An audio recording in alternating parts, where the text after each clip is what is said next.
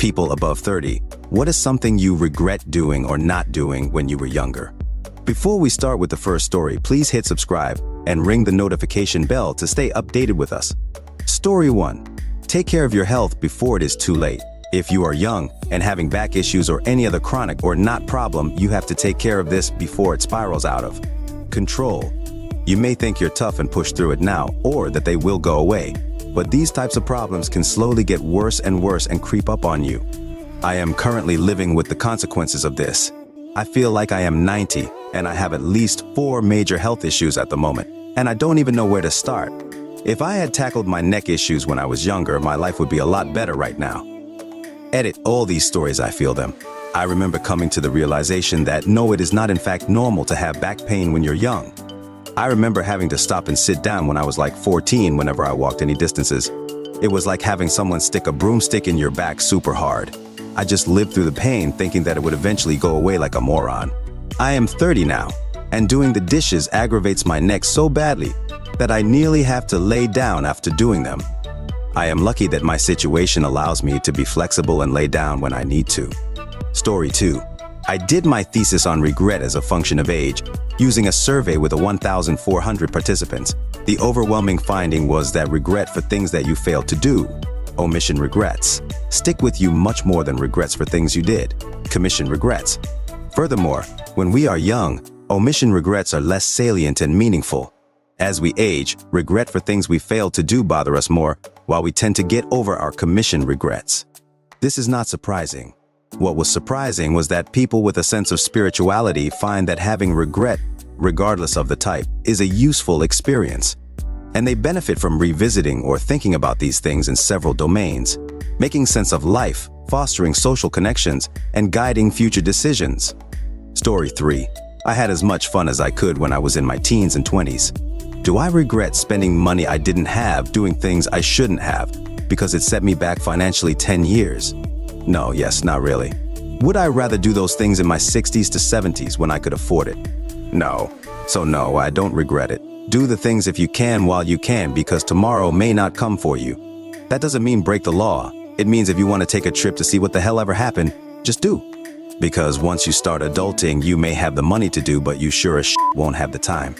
Do I regret breaking my body playing sports and other activities that I am now suffering through? Because I push my body to an extreme level. When I am hurting a lot, yeah. When I am reminiscing about it, no, it was fun as hell. So while you are young, you do you. Go have fun. As long as the only person you are hurting is you. Now, when you get older and look back and think, maybe I shouldn't have done that or said that, all that means you are growing as a person. I hope you have those moments before you are 30, but it's never too late to stop being a dick. Story 4. When I was 30, I was married. We were in the process of moving. The wife had gone on ahead and I would be following in a month after finishing up my job. Everything was packed up and sent ahead. I was sleeping on an air mattress and had a lawn chair in the living room. No TV, no computer. My only entertainment was library books. So a few days before I was scheduled to leave, I just got so bored of reading library books that I decided to go out. I hit up a local bar, had a good time. I'd been talking to a couple of college girls, and one thing led to another, and they invited me back to their place for a threesome. And I thought to myself, there's no way the wife could ever find out. I'll be gone in 2 days, so there's no way that these girls would ever be able to track me down again. It's perfect. And then I turned them down, because I'm married, and that means something to me. My marriage was worth more than a one-time fling. Anyway, long story short, 3 years later I was divorced after finding out that my wife slept with 5 other men. I kind of regret my choice now. Story 5. This should be higher. Seriously, save 10-15% of your income. Even, especially if it seems like you can't afford to, save and invest all you can. I've never regretted having a few grand on hand to pay a tax bill. Buy a new appliance. Note that if you own your house, all of your appliances will likely break within the course of a year or two. Or put a down payment on a car when the old one broke. Set it up automatically to transfer to an emergency fund and to long-term investments after each paycheck. If you freelance or have variable income, transfer a percentage each time. Story 6. Did you do something silly and far-fetched, like try to be a doctor or lawyer? My buddy moved to Seattle after high school to chase music, and I played it safe and stayed in Kansas.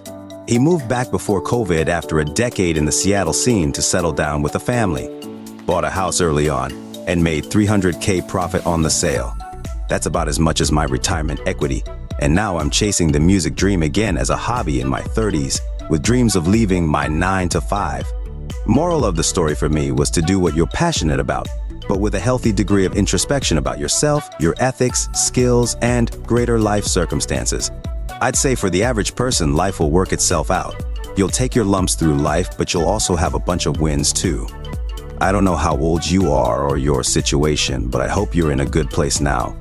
And I'd like to reaffirm that your dreams aren't necessarily idiotic, even if they didn't go to plan. Story 7. My grandmother died and left me, and only me, a sizable inheritance. The same year I had just finished chemo and thought perhaps a windfall was an upswing. I knew my grandmother a little, but I left home pretty early and enlisted after that, so we never had a relationship really. But I got out and away, and the rest of our family were vipers, which was enough to put me at the top. My brother, feeling left out, challenged the will and emptied his savings doing so. I offered him half, but he felt entitled to all of it. At the end of it, penniless and desperate, my brother ended his own life. Most of the money was eaten up in court, and what was left wasn't much. If you ever receive news of an inheritance or windfall, please consider that your family may destroy itself in pursuit of the money. Even if they're going to act that way anyway, you will at least be able to sleep at night. Story 8. I'm currently estranged from my parents. They have the ability to end this at any time, they just won't. They controlled me all through my childhood, and I kept chasing approval from them. I missed out on so many experiences because I wanted to be an obedient good kid. I wish I had done more stupid when I was younger. Drugs, sex, rock and roll. Instead, I was consumed with panic attacks over losing my 4, and now that I'm a burnt-out gifted kid in my 30s, I really struggle to relate to people my own age. Story 9. Think about what the true impact of having kids is. Not for the coming 5 years, but for the coming 20 to 30 years when having multiple kids. It's great. You'll love them. They will love you, and you will get a lot in return. But the impact on your personal freedom and plans is huge and should not be underestimated. I've talked to a few friends that have children, still very young, and they all mentioned one thing you give up is self-actualizing. Some people get into sports. Maybe they pursue a lot of hiking and backpacking. Maybe it's aggressively pursuing a career. Maybe it's just living a leisurely life floating around wherever the wind blows. Maybe it's a combination of things. But when you have a kid, that becomes your priority. You self-actualize as a parent, which comes with incredible love and blessings, and is something that I, as someone child-free, will never experience. But it does come with significant sacrifice. Story 10. I went on a medication that made me gain a lot of weight, to the point that I didn't even recognize myself. I started to gain weight, told my doctor, who said weight gain on this medication was very rare and to keep taking it. After several months, I told her I had to stop taking it because the weight gain was like a runaway train. I stopped taking the meds, my weight stabilized. She finally admitted it was the medication. The damage was done, and my body will never be the same. I regret not listening to myself when I knew I was right, and she was wrong.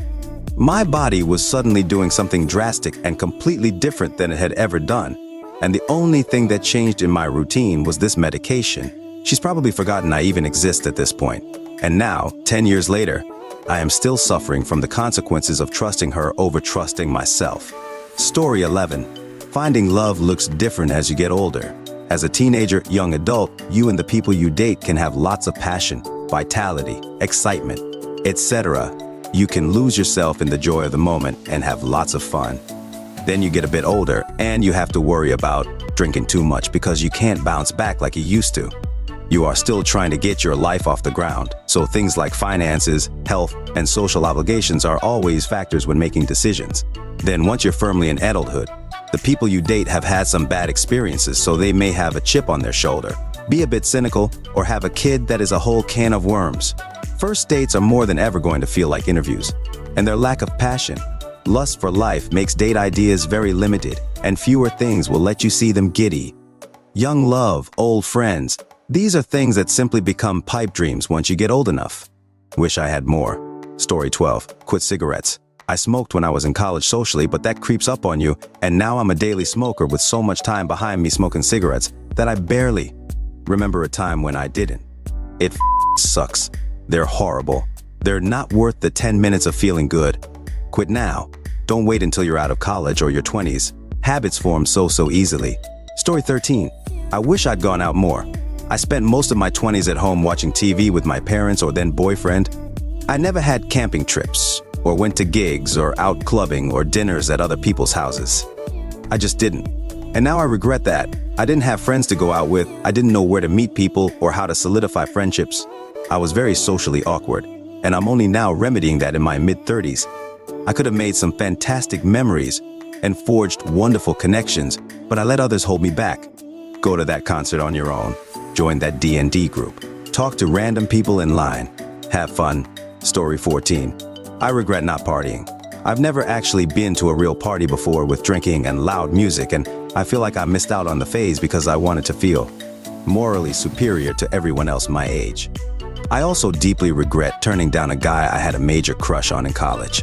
I didn't realize he was asking me out until a solid 3 years later, and I remember feeling sad and confused when he started avoiding me after that. And there was another guy I also was crushing on, and in retrospect, he was also into me, and I really wish I had picked up on it. Story 15. So there was this one time I wish I had called out from work when I didn't. I lived in a large house at the time with a lot of roommates. There were a total of 6 of us living in the house at the time, and we'd all been friends for a long time previous to moving in. I'd been in a bit of thin ice at work at the time due to calling out a bit too often. We had a friend from out of state, H, visiting, and one of her close friends, C, came over the previous night. I'd known CC since high school, and we'd hooked up once before. I'd also hooked up with H on a couple of occasions, but not with either recently. We'd all partied a bit the night before, but I went to bed early to wake up for work. I worked construction, so I had to wake up super early, like 4:00 a.m. Everyone was asleep when I woke up, and H and C were sleeping on couches in the living room. I went down to make coffee, then got in the shower. I guess making coffee woke up H and C because they were both awake and packing a bong when I came down from my shower. They asked me if I wanted to join them and suggested we could take the bong up to my bedroom. The way they were asking made it incredibly clear that if I had accepted, we'd be having a threesome that morning. Well, like I said, I had been on very thin ice at work from calling out too much. I was afraid I'd get fired if I called out again, so I declined and went to work. In retrospect, I don't think I'd have been fired. I should have called out and gotten my dick wet. Alright folks, that's a wrap. If you like more of this, please hit the thumbs up and subscribe to the channel. You can also share your thoughts in the comment below. I'll see you in the next video.